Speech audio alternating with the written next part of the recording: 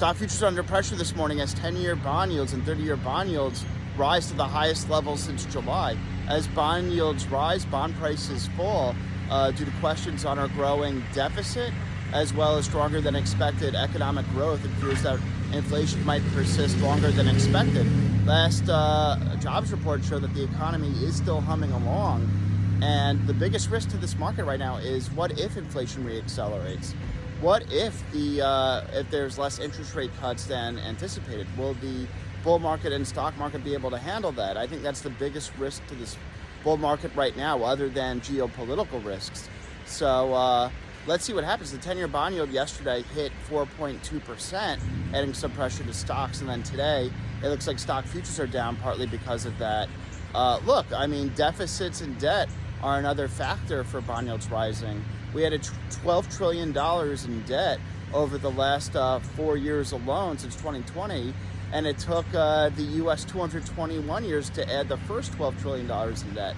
So that's why bond yields are rising. On top of that, Goldman Sachs says they expect a 3% annualized return in the S&P 500 over the next decade. That compares to a 13% annualized return of the S&P 500 over the last decade. Honestly, I don't think that'll be the case at all. I think that's very pessimistic. That pretty much is a decade-long bear market.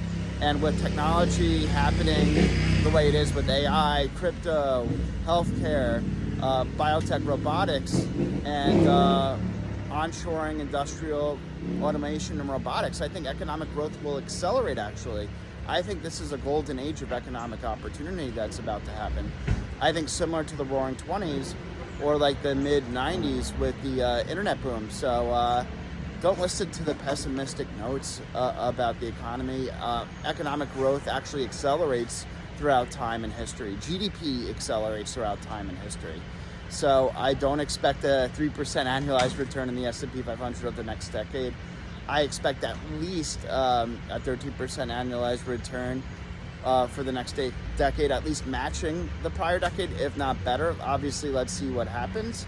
But there's a lot to be optimistic about this economy in the next decade, with so much promising use cases for artificial intelligence and the productivity gains from that bettering humanity. So on top of that, with all governments around the world debasing their currency and adding to the deficit, that's actually, although that's sort of inflationary, and as I said, might raise bond yields, that's actually should be a tailwind for stocks, in my opinion, with governments debasing and devaluing their currencies.